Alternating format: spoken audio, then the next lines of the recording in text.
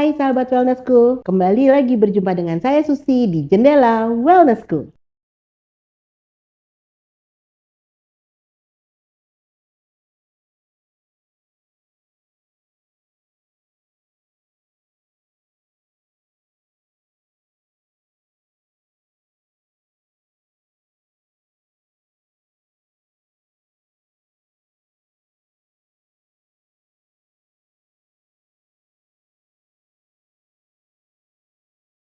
Hari ini kita akan membahas sesuatu yang sedang viral, yang lagi pada heboh, yaitu tarot. Dan di sini kita akan mengupas tuntas apa itu tarot. Sebetulnya tarot itu adalah sesuatu yang real atau mistis. Nah, bersama saya hari ini ada Coach Elwin dan ada Coach Dimas. Terima kasih ya sudah bersedia datang di Jendela Wellnessku. Oke, Coach. Kita nih lihat ya kemarin tuh lagi banyak banget di media sosial ya, kita tahu mau TikTok, IG Live dan lain-lain. Banyak sekali orang-orang yang membuka konsultasi dengan tarot. Yang katanya tarot itu bisa healing. Sekarang kan anak-anak sekarang lagi semuanya serba healing ya. Bisa healing, bisa membuka blockage, katanya bisa membuka solusi masalah gitu ya. Sehingga tarot itu di IG Live, di TikTok Live itu luar biasa rame ya, begitu ya. Nah, ini siapa dulu nih saya tanya? Mungkin Coach Elwin dulu ya. Oke. Coach Elwin mungkin bisa dijelaskan ya. Saya tahu Coach Elwin ini dari Divine Tarot ya, betul ya dua-duanya ya, baik Coach Elwin maupun Coach Dimas dari Divine Tarot. Nah, saya mau tanya nih, sebetulnya kan katanya Coach Elwin ini mengangkat banyak mengenai psychological tarot. Nah, sahabat wellnessku pernah dengar nggak nih? Psychological tarot. Jadi, psychological tarot tuh sebetulnya apa sih? Karena jujurnya ya, saya tuh sangat-sangat penasaran. Kalau apalagi sekarang nih tren-trennya ada 2 film ya yang keluar berdekatan mengenai tarot ya. Ada film Korea, ada film Barat juga yang membawa tarot itu serem sekali ya. Nah, ini yang jadi bahasan banyak sehingga saya mengangkat di sini. Mungkin Coach Elwin bisa menerangkan apa yang dimaksud dengan tarot itu sendiri. Oke, pertama-tama kami dari Divine Tarot ini hadir karena cukup prihatin ya dengan kondisi sekarang bahwa dikit-dikit segala sesuatu dihubungkan dengan mistis, terutama di Indonesia tentunya.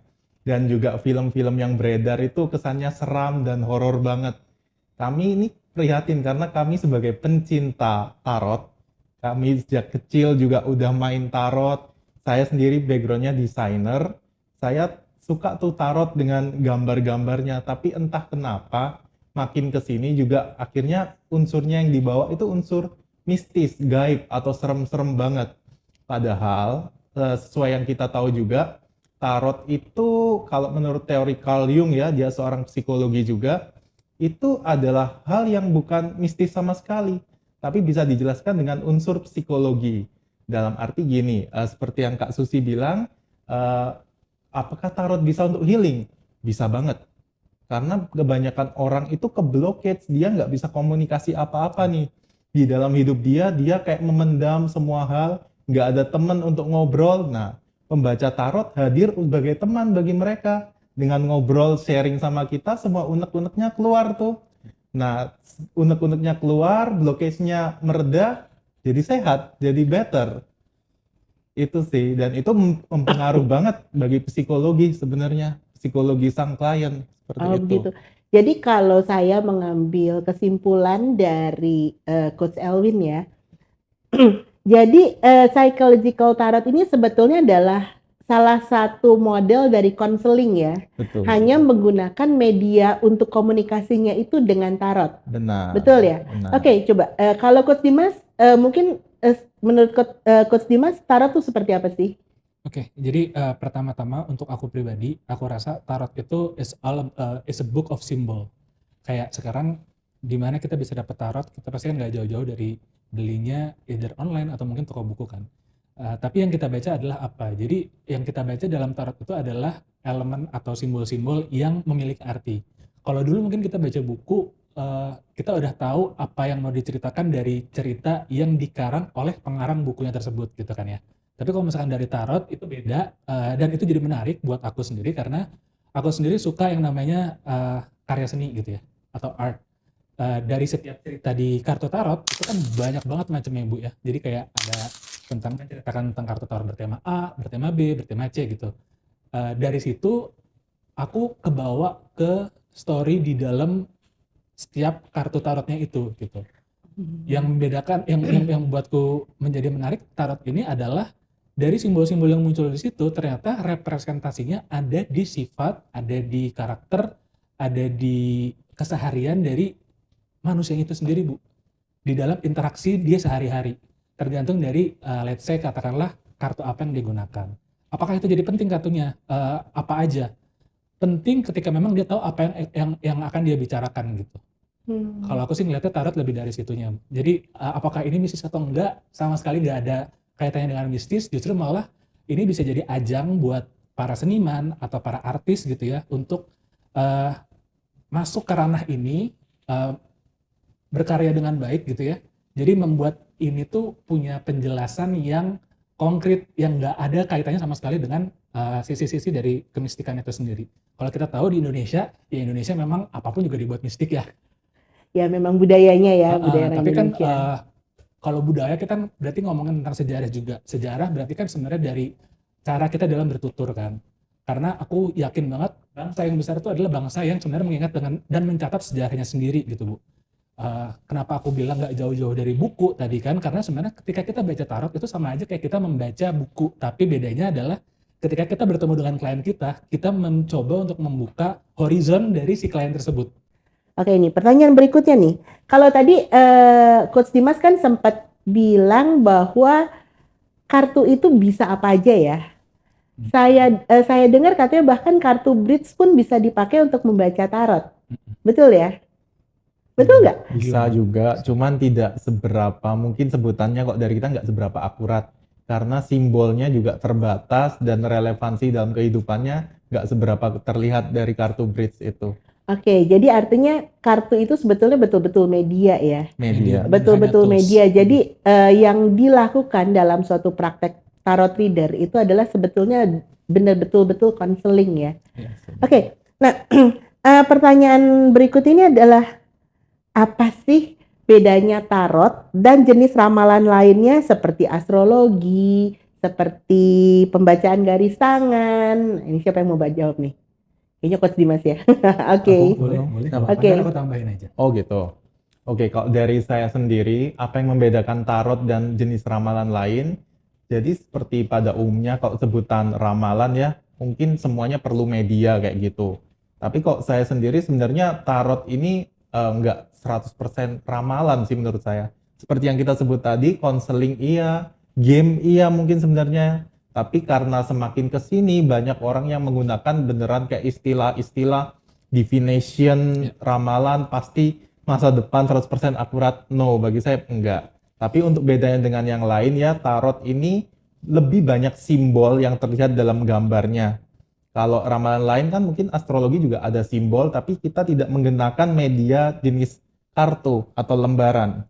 Yang membedakan tarot di sini adalah modelnya sebagai deck, sebutannya deck yang berisi berbagai gambar dan kartu. Semuanya kembali ke media. Kalau palmistry kan lihatnya dari garis tangan. Itu aja. Kok tarot lihatnya dari lembaran kartu, astrologi dari bintang-bintang. Seperti itu. Oke. Dimas mungkin mau nambah? Mungkin sedikit aja sih. Jadi perbedaan antara ramalan. Kenapa disebut ramalan? Karena sebenarnya dari yang belum tahu menjadi tahu. Dari yang belum tahu menjadi tahu, kemudian merefleksikan ke kehidupan ketika baca tarot gitu ya. Baru sadar, oh iya ternyata elemen-elemen ini yang ada dalam kehidupan saya. Oh ternyata hal yang terjadi dalam kehidupan saya seperti ini. Jadi secara teorikal itu kan sebenarnya kayak tentang consciousness ya, atau kesadaran ya. Jadi sebelum baca tarot itu sebenarnya dia belum sadar atau belum tahu. Setelah baca tarot dia sadar.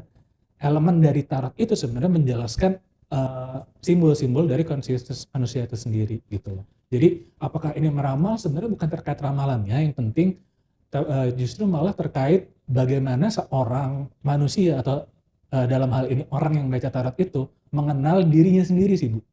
Mengenal diri sendiri, bukan membacakan orang. Mengenal diri sendiri lewat tarotnya itu sendiri gitu, lewat reading tarotnya itu sendiri kayak gitu.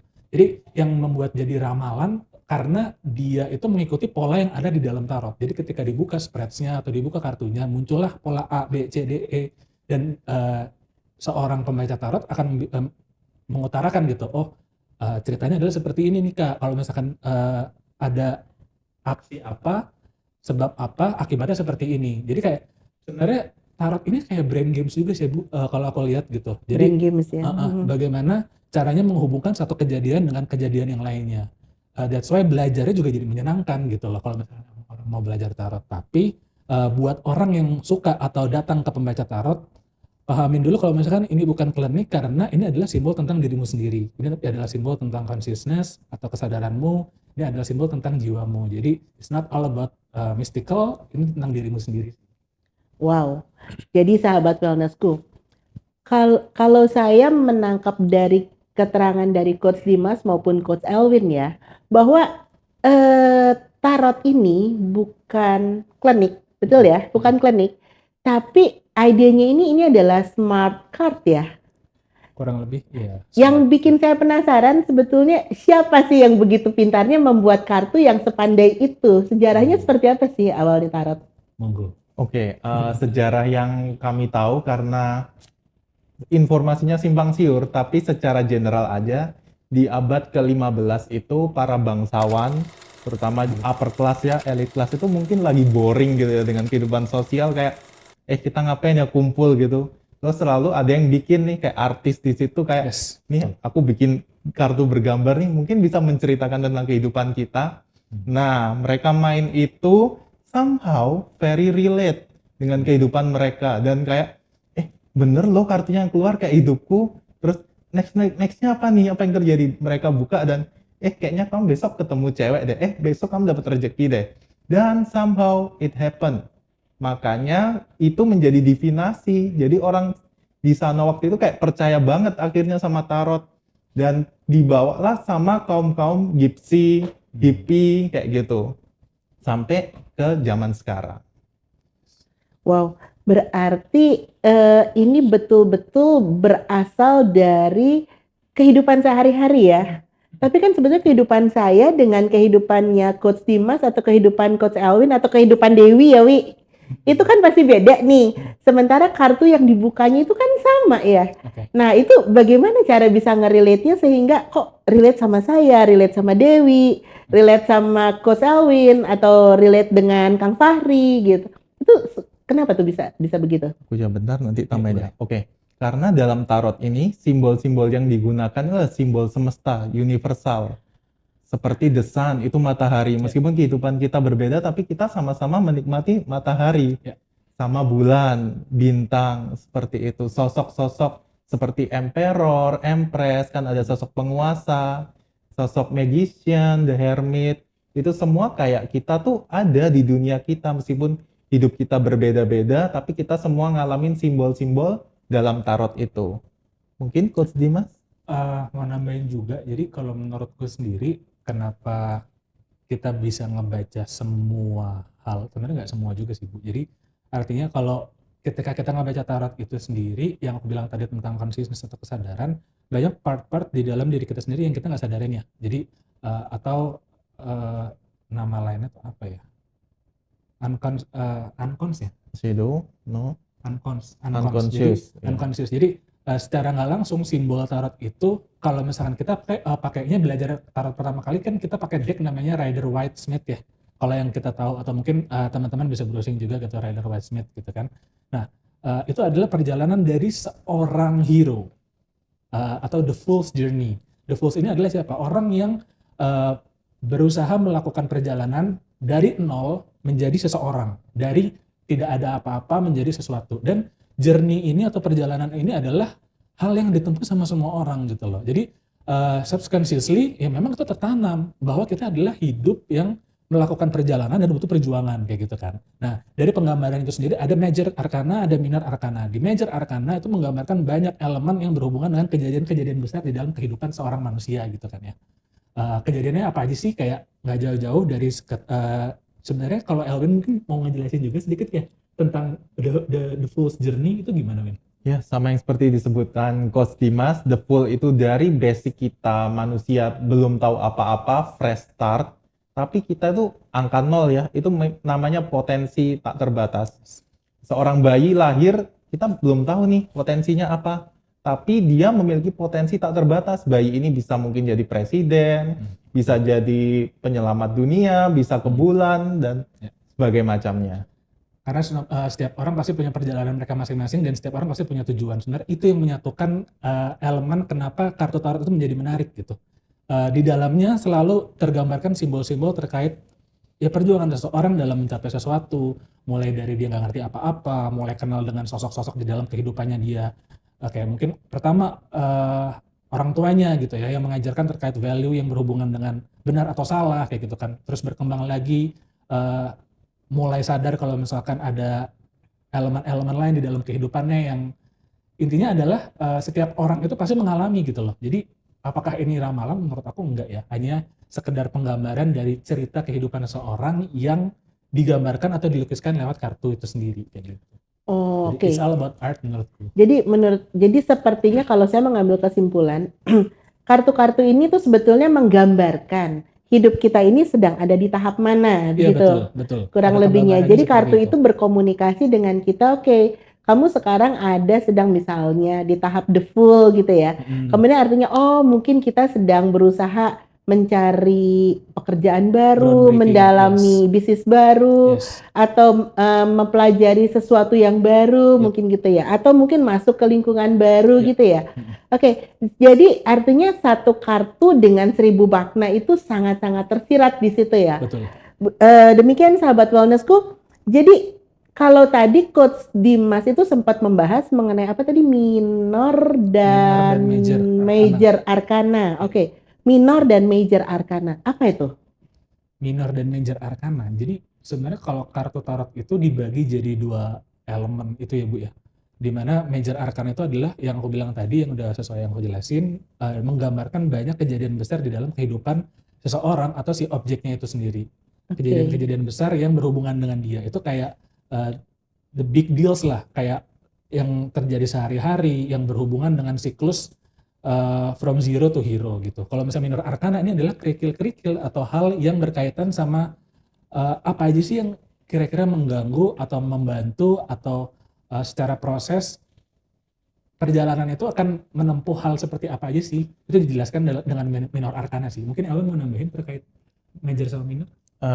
Nggak terlalu, ya sudah sesuai yang disampaikan Coach Dimas. Kalau major arcana sesuai namanya major, berarti itu adalah sesuatu yang besar yang terjadi dalam siklus kehidupan manusia dari lahir sampai meninggal. Kalau minor itu adalah keseharian filler dalam kehidupan sehari-hari mereka, itu akan diisi dengan berbagai macam di minor card. Oke, jadi artinya kalau major itu sekarang kita sedang ada di tahap kehidupan yang seperti apa gitu, kurang lebih. Minornya itu in the process, detail. Daily-nya itu oke, minornya ini mungkin hari ini tuh saya akan begini, besok seperti apa, mungkin ada kendala apa dan seperti itu gitu ya. Lebih mirip kayak storyboard cerita sih. Storyboard cerita, oke. Jadi artinya menjadi tarot reader itu menjadi seorang pengarang cerita ya. Pengarang cerita, tapi kadang juga bukan pengarang karena yang kita ceritakan real. Biasanya relate. Justru kan seninya di situ ya. Maksudnya yang menjadi menarik karena kok lu kayak tahu kehidupan gue daripada di kehidupan gue sendiri gitu kan. Yang jadi mungkin sesuatu yang menarik. Nah ini sepertinya sahabat wellnessku kalau yang pernah dibacain tarot mungkin juga pernah berpikir gitu ya. How come? Kok bisa lebih tahu kehidupan saya daripada saya sendiri? Dan kadang-kadang malah kita disadarkan ya. Betul. Nah saya pengen tahu nih. Biasanya karena itu tuh lagi luar biasa rame banget kan di sosmed, semua orang berbondong-bondong kalau setiap ada pameran kita buka ada tarot reader di sana pasti ngantri gitu. Sebenarnya apa sih yang mendorong orang itu untuk ingin dibacakan gitu dengan tarot? Apa tuh biasanya tuh yang mendasarinya? Ada banyak hal ya. Salah satunya kepo mungkin, kalau yang nggak pernah banyak mungkin ya. Kalau nggak pernah baca tarot, terus apa sih ini kan lagi booming banget di TikTok dan mana-mana, coba baca, itu satu. Yang kedua, memang mereka ada kebuntuan dalam hidup yang mereka sebenarnya nggak tahu harus ngapain. Kalau saya sendiri ya udah kembali ke Tuhan aja itu. Tapi Betul. kan kadang media dari Tuhan itu juga nggak hanya bisa langsung. Kadang teman, kadang orang tua, kadang juga mungkin kita pembaca tarot yang akan menggiring mereka kembali.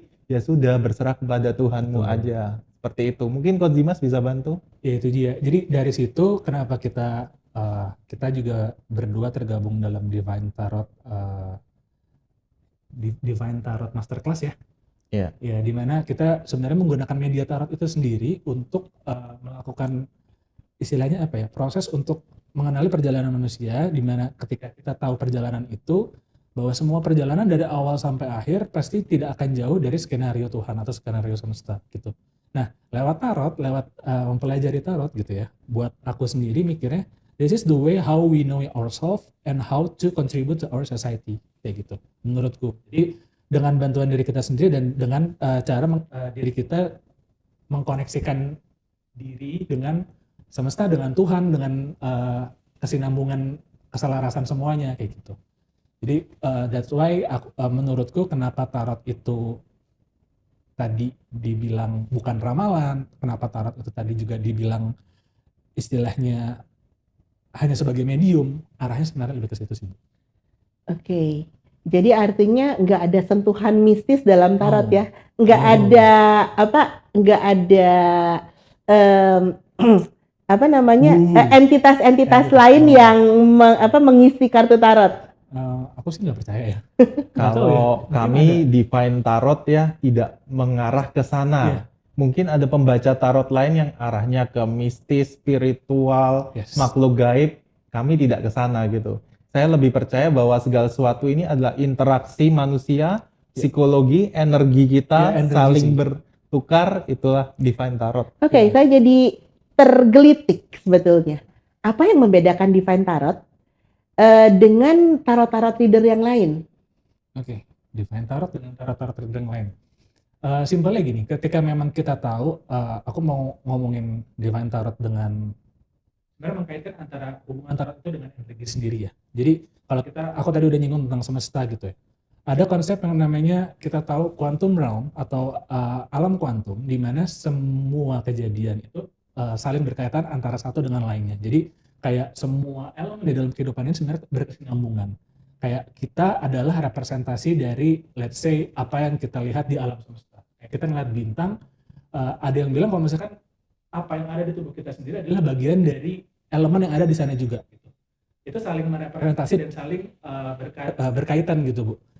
Terus antara interaksi tarot dengan energi, bagaimana ngebedain antara Divine Tarot yang let's say apakah entitas atau segala macam. Aku sih kurang relate dengan entitas ya Bu ya. Aku lebih percaya kalau misalkan everything as energy. Karena dari segi quantum realm itu sendiri kita selalu we're always talk about energy itself gitu loh. Dimana di energi itu ada pola, di energi itu ada rasa, di energi itu juga ada elemen-elemen lain yang saling berkaitan gitu loh. Jadi apakah ada entitas? Menurutku enggak sih. Apakah ini menjadi menyeramkan? Ya tergantung dari lewat mana kamu memulai belajarnya itu sendiri. Oke. Tadi kalau kita bicara mengenai energi ya, yang membedakan Divine Tarot, energi apa yang karena kan kita tahu banyak energi ya, mulai dari energi prana, energi reiki, ada energi qigong, ada energi tenaga dalam yang lebih ke fisik ya. Nah, energi yang digunakan di Divine Tarot ini energi apa? Oke, kalau saya boleh bantu jawab, kenapa kita namanya Divine Tarot? Dari awal kita konsepkan energi Divine Tarot ini adalah energi divine, ilahi, energi dari Tuhan kita, sama seperti kayak kita berdoa. Itu energinya yang keluar seperti itu. Ketika kita berdoa ingin berbuat baik bagi orang, bagi kehidupan kita sendiri juga, kita mengintensikan bahwa membaca tarot ini sama kayak berdoa demi kebaikan klien kita. Wow, luar biasa. So, sahabat wellnessku sebetulnya jadi jangan takut kalau dibacakan tarot ya. Atau mungkin mereka semuanya sebenarnya kepo pengen dibacain nih. Tapi nanti kita akan masuk ke sesi pembacaan tarot ya. Oke, pertanyaan berikutnya nih. Kalau saya sambil takut-takut sebetulnya mau dibacain tarot gitu ya, kira-kira apa sih yang perlu saya persiapkan? Apa ya? Sebenarnya gini, Aku selalu percaya kalau misalnya orang datang ke tarot itu pasti ada masalah ya Bu ya. Jadi tergantung dari gimana cara dia approach atau gimana cara dia mau masalah itu disampaikan gitu. Jadi seringkali kadang sebenarnya nggak bawa apa-apa pun juga nggak masalah. Yang penting eh, ketika dia udah pengen datang ke tarot reader berarti at goodwill gitu ya. Dia memang mungkin butuh bantuan si readernya itu sendiri kayak gitu. Oke. Jadi Mau tambahin ya, boleh. kayak mungkin kok Coach Dimas mikir harus ada masalah untuk ke tukang tarot. Tapi kok menurut saya kok kepo aja mau sekedar tahu it's okay kayak Iya, gitu. juga Jadi for fun juga ya, bisa sih sebenarnya. Jadi nggak ada particular reason yang akan betul. Nah, itu artinya kan ada perbedaan ya, ada perbedaan. Jadi kalau misalnya saya ke Coach Dimas pasti saya bilang, Coach, tolong dong dibacain kira-kira jodoh saya yang berikutnya seperti apa, misalnya gitu ya. Tapi kalau ke Coach Elvin, kalau kepo kan artinya saya datang nggak punya pertanyaan tuh Coach. Kira-kira Betul. apa yang bisa dibacakan oleh tarot? Oke, tarot ini menariknya adalah kadang kita merasa mungkin tidak ada apa-apa ya, tapi mungkin subkon kita sebenarnya ada sesuatu. Kenapa sekedar kepo itu aja sebenarnya Ada ada tertarik panggilan, ya? betul. I see. Iya, kok dia sama sekali tidak tertarik, tidak akan kepo seperti itu. Mungkin memang semesta akan ngenalin dia bahwa ada unsur lain yang sebenarnya bisa dipelajari dalam kehidupan. Jadi artinya mungkin semesta mau ingin menyampaikan sesuatu gitu ya. Menyampaikan sesuatu yang apa di bawah alam sadar kita itu memanggil.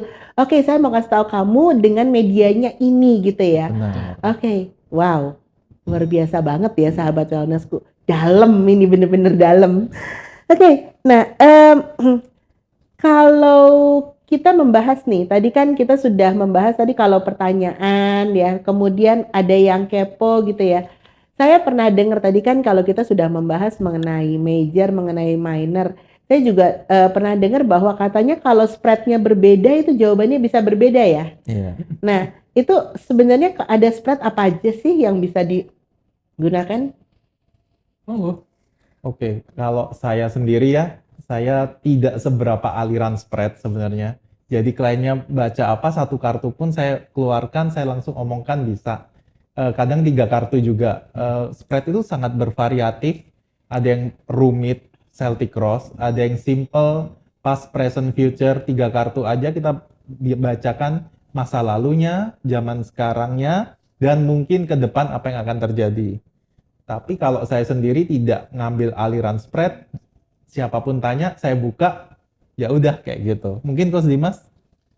Oke, kalau spread sendiri menurut aku lagi-lagi ngomongin tentang pola sih Bu. Jadi kayak kita pengen tahu seberapa dalam terkait masalahnya itu ya. Cuman biasanya kalau terkait spread itu sendiri kan dari masing-masing spread itu sebenarnya menjelaskan satu tema atau satu penjelasan gitu ya. Semakin banyak dibukanya spreadnya, aku tipikal yang kalau ngebukain klien itu bisa jadi lebih dari 5 kartu. Oh, Karena apa? Karena aku harus tahu secara holistik, secara mendalam, secara menyeluruh apa sih yang kira-kira terjadi, masalahmu di mana, kamu butuh bantuannya apa, yang tidak bisa kamu jelaskan tuh apa, biasanya unfold semua di situ, kayak gitu. Jadi masalah spreads ini dikembalikan lagi ke masing-masing reader Bu sebenarnya. Kalau buat aku pribadi ya. Tapi correct me if I'm wrong, kalau misalkan ada yang punya statement lain juga boleh diterangkan gitu ya. Tapi intinya adalah spread itu hanya cara kita untuk menentukan pola seperti apa atau hasil dari bacaan apa yang kita inginkan. Gampangnya gini, kalau misalkan kita sekarang ada tahu yang namanya konsep ChatGPT gitu ya Bu ya, spreads itu hanya kita masukin prompt untuk menanyakan ke tarot, let's say. Kita kocok kartunya, kita buka. Spreadsnya mau seperti apapun sebenarnya tergantung dari program apa yang kita tanyakan dari spreadsnya itu sendiri. Biasanya satu spreads itu mewakili satu masalah yang fungsinya bisa beda-beda kayak gitu. Oke, menarik. Iya, 3 spreads itu mewakili past, present, and future. Ada beberapa lagi spreads yang lain kayak tadi udah disinggung terkait Celtic Cross kan ya. Dari masing-masing spreads itu sendiri di Celtic Cross sebenarnya kan udah ada pertanyaannya Bu. Udah ada penjelasannya juga. Jadi kayak what happened with you, terus juga ini yang terjadi ke kamu sekarang, terus juga yang kedua tuh ini yang menjadi blockage kamu dan seterusnya. Jadi udah ada programnya. Spread itu hanya sekedar part of frameworknya. Jadi kamu mau ngelihat dari segi apanya nih kayak gitu. Nah itu yang akan menentukan spread apa yang digunakan. Aku sebenarnya lebih memahami spread sebenarnya sampai sejauh ini seperti itu sih. Oke, jadi artinya spread itu bukan sesuatu yang wajib banget gitu ya. Tapi kadang-kadang spread itu justru Membantu membantu dan kadang-kadang juga menyesuaikan dengan keadaan dan pertanyaan dan ya. kebutuhan dari si Oke. klien itu sendiri. Nah, sekarang saya mau tanya nih. Saya sering tuh jalan-jalan ke toko-toko buku terkenal ya, terutama toko-toko buku impor. Kan banyak tuh yang jualin kartu-kartu tarot ya. Dan saya lihat kartu tarot tuh banyak banget. Mulai dari yang serem-serem gitu ya, serem-serem banget. Yang cantik-cantik, yang artnya bagus, sampai terakhir nih saya lihat di toko-toko buku tuh justru yang bentuknya itu lebih ke gambar-gambar gambar-gambar anime. Oh, Ya, oke. kayak contohnya Sanrio gitu ya. Oh, iya, Kemarin iya. saya sempat melihat ada profil-profil Sanrio yang di Kuromi ya kalau nggak salah. Itu dalam bentuknya bentuk kartu tarot gitu. Nah, pertanyaan saya, apakah akan berbeda kalau saya dibacakan dengan kartu yang menyeramkan dan kartu yang lucu? Maksudnya ini dua ekstrim ya, dua ekstrim yang luar biasa. Kartu yang serem-serem dengan kartu yang lucu-lucu. Dan kira-kira bagaimana sih memilih deck yang tepat buat kita? Oke, aku dulu ya. Ya, boleh. Oke, kalau menurut saya, apakah ada perbedaannya? Kalau saya sih kembali lagi, tarot itu media ya. Jadi ini hanya media nih sebenarnya, kayak sama kita nyetir mobil. Mobil ada banyak jenisnya, ada mobil yang sedan, ada mobil yang Mini Cooper, ada mobil yang gede. Nah, ini semua seperti deck tarot juga. Mau banyak jenisnya apa, perbedaan hanya di feeling aja ketika dibacain. Kalau gambarnya serem, secara subkon juga kita nerima sesuatu yang serem, akan kebayang di hati dan pikiran kita sesuatu yang serem. Tapi kok mungkin karakternya lucu kayak Sanrio gitu, ya bawaannya happy aja kayak gitu dan bisa menimbulkan Kesan yang iya, berbeda. betul. Mungkin medianya sama, hanya desainnya dan rasa yang disampaikan aja yang berbeda. Oh, jadi artinya kita juga sebagai yang dibacakan gitu ya, mungkin akan menerimanya itu lebih kalau yang lucu-lucu mungkin lebih fun gitu terimanya ya. Kalau tapi kalau gitu kalau yang dikasih yang stres yang serem-serem stres dong yang Iya, dibacakan. Kalau Tapi aku banyak loh masalahnya banyak tarot-tarot reader itu banyak banget yang lebih suka ngeluarin yang serem-serem serem-serem, kan. ya. Karena itu rasanya lebih tebal energinya. sebenarnya lagi-lagi sih Bu, balik lagi ke simbolnya, karena semakin mungkin secara karakter ya, orang kayak contoh gampangnya gimana ya, kayak kita ngelihat orang pakai baju putih sama baju hitam, kayak simpelnya kayak gitu, kayak secara intrinsik pasti orang kan ngeliat dan berpikir kalau misalkan pikiran Ini putih dan objektifnya, hitam. oh iya ya, mirip chariot nih Bu ya, yang di tarot. Nah, tapi intinya adalah kayak gitu aja sebenarnya udah menimbulkan banyak pikiran ya Bu. Artinya ya kita kan lagi-lagi makhluk simbol, kita makhluk makna gitu ya. Orang kan berpikir kemana-mana gitu kan. Padahal sebenarnya kalau menurutku pribadi pengalaman pakai baca deck yang beda-beda gitu, aku selalu memfokuskan deck tertentu untuk masalah tertentu. Jadi bisa aja aku pakai deck yang sebenarnya nggak ada deck yang serem juga ya. Lebih kayak deck generalku adalah deck tentang game. Karena aku percaya life is a game gitu. Hidup adalah seperti permainan. Makanya aku dan deckku berkaitan dengan hal yang seperti itu. Tapi tergantung lagi, balik lagi. Karena karakter setiap orang mewakili karakter-karakter yang dia pakai. Aku sih percaya Ini seperti itu. karakter readernya berarti ya? Karakter readernya, Oke. iya. Tapi nggak selamanya representatif, cuman itu bisa menjadi salah satu indikator sih Bu sebenarnya. Kayak aku baca tentang let's say inner child gitu ya, atau mungkin hal-hal yang berhubungan dengan pekerjaan. Aku biasanya suka ada customize untuk pakai kartu yang kalau misalkan bekerja tentang pekerjaan aku pakainya yang ini deh karena simbol-simbolnya ada tuh di situ kayak gitu. Jadi yang aku kejar adalah gimana cara aku merepresentasikan apa yang ada di kartuku untuk klien atau untuk teman yang aku baca nih kayak gitu. Oke, menarik sekali. Jadi artinya deck yang tepat untuk reader pun itu juga artinya sangat-sangat berkorelasi dengan kepribadian dari si reader itu sendiri. Mostly ya. Mostly ya. Tapi nggak tahu ya. Iya, bener. Kayak kita pilih lagi mobil, kita kan suka warna merah atau iya, bentuknya betul, seperti betul, apa. betul. Cuman kayak kata Coach Dimas juga kita mungkin nyesuaiin ya dengan klien kita. Sebagai contoh kalau saya bacain klien India, saya ada deck yang kulturnya kultur India juga. Ya, itu bisa tuh relate. Jadi ketika saya bukain, mereka paham, oh ini si Dewa Shiva kayak gitu misal. Mereka lebih gampang berkomunikasi dengan saya dengan media tarot. Oke, menarik, menarik, menarik. Nah, sekarang ini seujon ya, maaf ya sahabat wellnessku, saya lagi seujon nih.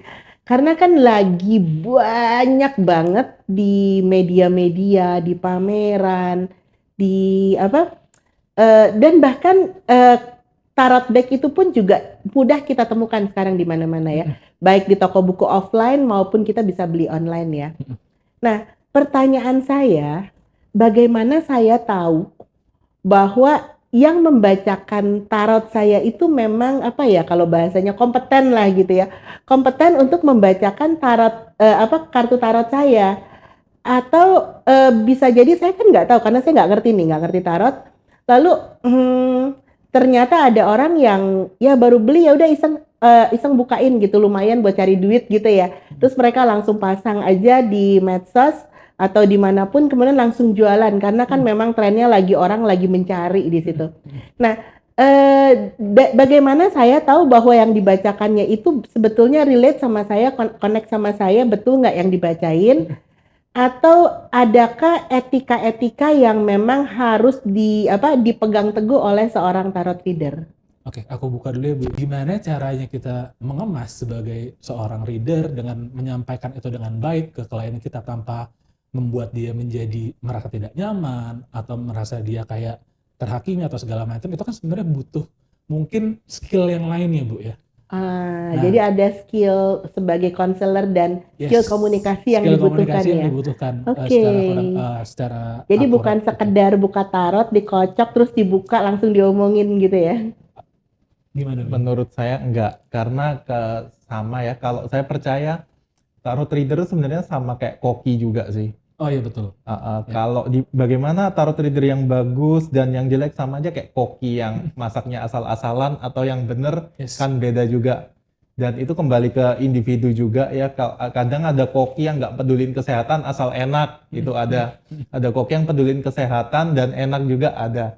Kalau kami sendiri dari Divine Tarot, saya percaya kita pertama moralnya harus bener dulu sebelum betul. baca tarot. Moral kompas. Kita nggak pingin dari yang nggak ada problem jadi ada problem, itu kita nggak pingin. Terus pertanyaan berbahaya seperti yang tidak ada asalnya, misal suami saya selingkuh nggak, itu berbahaya. Mungkin kita bisa jelasin tapi tidak kita langsung bilang iya nih selingkuh. Nah itu bahaya banget. Terus kalau saya pribadi soal kesehatan saya kurang berani, tapi mungkin ada yang berani juga, kayak hidup mati manusia bukan di tangan pembaca tarot. Betul, seperti itu. Setuju.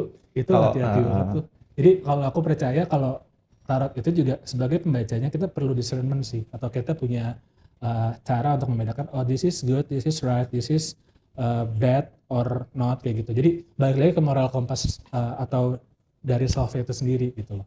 Dimana kalau kita baca tarot just for fun. Makanya kalau misalnya dari awal kita premisnya adalah seperti itu, yang terjadi adalah fun. Yang biasanya selalu terrepresentasi seperti itu. Makanya tapi kan kartu tarot itu kan ada yang serem, ada yang enggak kan? Apakah kartu tarot yang serem itu artinya kita keluarin artinya itu sesuatu yang buruk buat kita? Oke, tapi ngomongin buruk dan baik itu kan sebenarnya hal yang lumrah dan terjadi di kehidupan ya Bu ya. Pasti terjadi atau mungkin kita berusaha untuk deny terkait masalah-masalah itu. Tinggal gimana cara menyampaikannya aja sih Bu, kalau menurut aku. Boleh nambahin juga. Oke, jadi di kartu tarot memang ada yang serem macam The Dead ya, itu kayak kematian, tengkorak. Ya, serem ya. Tapi sebenarnya kartu tarot itu tidak ada yang baik dan buruk. Semua itu hanya simbol. Kematian di dalam kartu tarot itu sebenarnya adalah transformasi, evolusi. Jadi kok yang keluar The Dead bukan berarti mati, tapi kamu akan menjadi pribadi yang lebih baik setelah ini. Ibaratnya ulat bulu masuk ke pompong kemudian berubah menjadi kupu-kupu begitu ya. Sekali. Wow, luar biasa. Jadi artinya tidak ada yang buruk sebetulnya dari kartu tarot manapun ya. Tapi yang baik pun juga berarti belum tentu baik dong ya. Relatif ya. Kalau menurut saya baik buruk itu juga sebenarnya tergantung konteksnya juga nih. Kadang apa yang kita lihat buruk seperti ulat tadi meninggal, Ternyata dia nggak meninggal, dia jadi kepompong Yes. terus kupu-kupu kayak gitu. Mungkin hal baik yang saat ini kita rasa enak, nyaman, ternyata melemahkan kita. Ya. Benar juga berarti ya, kalau nggak yang terlihat baik belum tentu baik, tapi Yang mungkin itu adalah sebuah proses yang terjadi. Jadi artinya dalam keadaan apapun, sesulit apapun, keluar kartu apapun, itu betul-betul sebetulnya konseling ya. Betul. Karena di dalam kartu yang buruk itu justru, kamu di balik kartu buruk ini, justru Ada kamu melihat apanya? harapan. Ya, betul. I see. Menarik ya kartu tarot Iya. ini ya. Luar biasa, menarik sekali. Nah, pertanyaan saya nih, masih terkoneksi dengan yang tadi. Ada nggak efek negatif kalau orang salah dibacain kartu tarot? Nah, karena kan saya nggak tahu nih siapa yang bacainnya, bener nggak? Tapi kalau dibacainnya terus salah, mungkin nggak ada efek negatifnya? Aku mau coba jawab ya Bu ya, mungkin nanti bisa ditambahin juga. Jadi terkait kalau misalkan ngomongin salah apa nggak sih bacanya gitu ya. Aku selalu percaya kartu tarot itu dibaca sesuai dengan resonansi energi atau vibrasinya orang saat itu.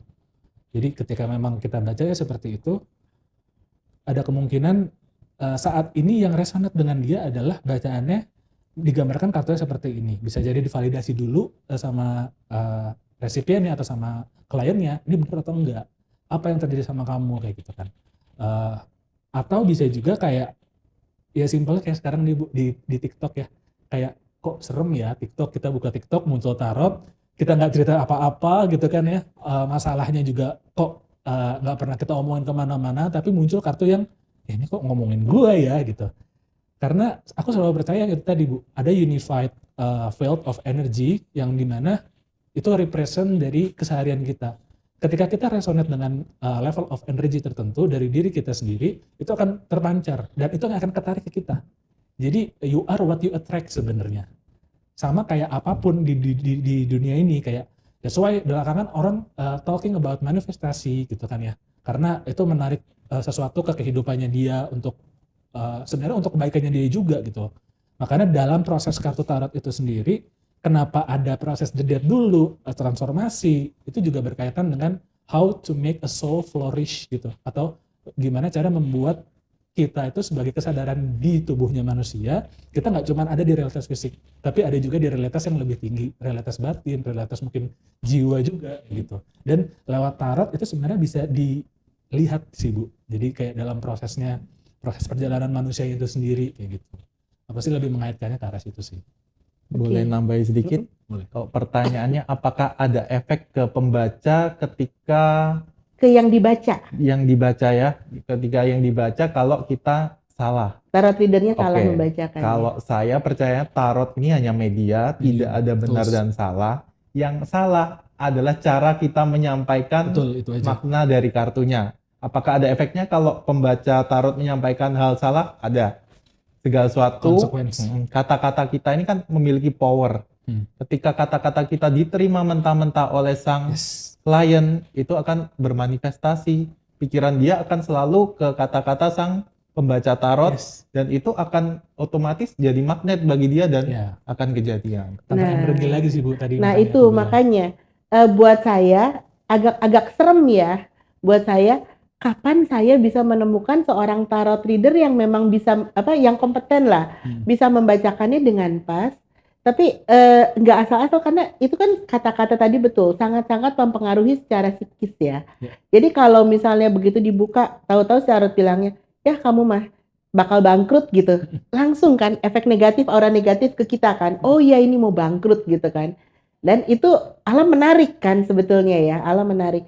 Nah, jadi memang sebetulnya seharusnya memang ada etika-etika yang harus diketahui tarot reader ya. Cuman permasalahannya kan banyak orang yang tidak belajar untuk menjadi tarot reader.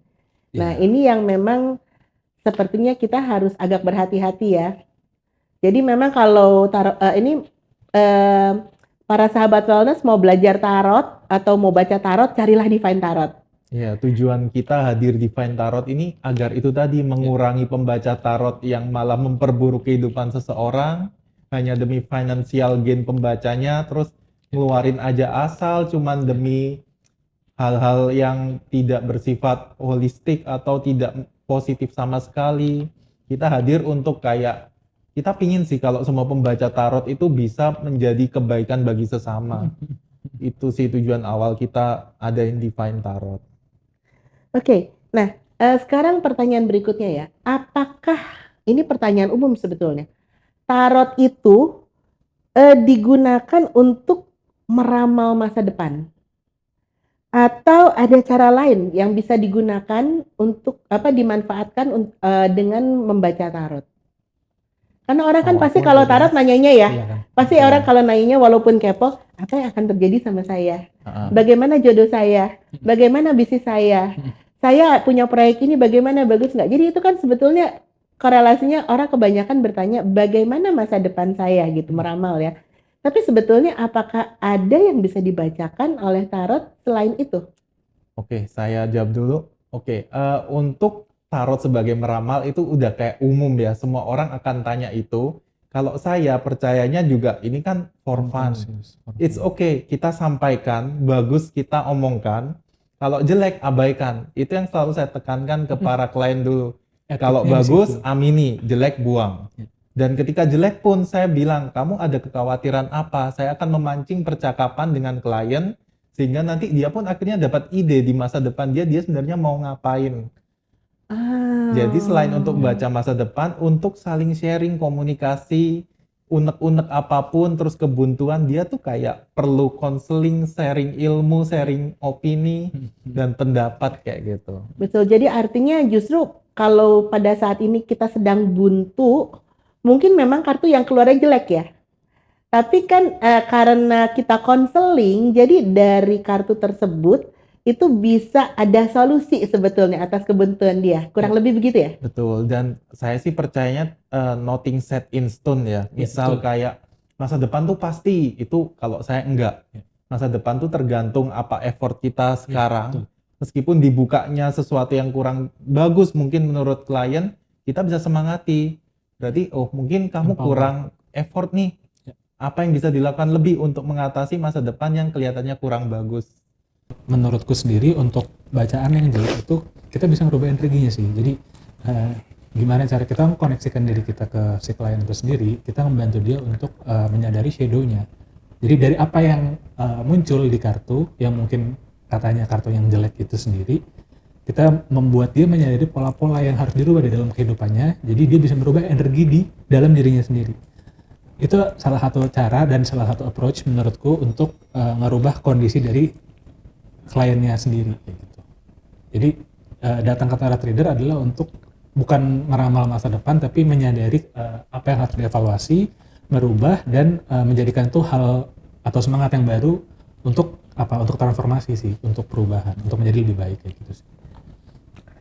Oke, jadi artinya kalau dari hasil kita bicara dari tadi ya, kesimpulannya adalah sebenarnya tarot itu nggak ada kliniknya ya. Jadi artinya tarot itu hanya merelatekan apa yang terjadi pada kita dan apa yang ingin disampaikan oleh kartu. Betul. Jadi artinya secara psikologis, kartu tarot ini, pembacaan tarot itu betul-betul menjadi suatu konseling secara psikologis pada saat kita mengalami masalah baik yang disadari maupun yang tidak disadari. Begitu ya sahabat wellnessku.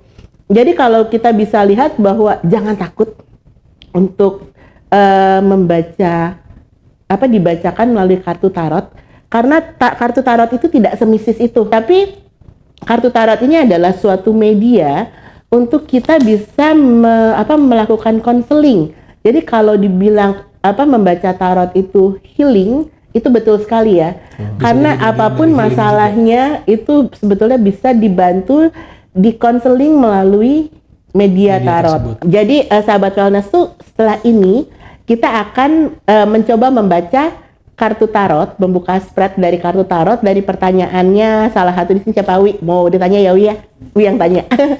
Oke, tapi sebelum kita tutup, saya ingin bertanya, siapa sajakah yang bisa menjadi seorang tarot reader?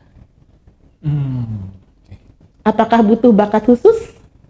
Mau saya jawab dulu? Boleh. Oke, kalau menurut saya ya, yang bisa jadi tarot reader, orang yang hatinya baik itu dulu. Yang memang niatnya baik.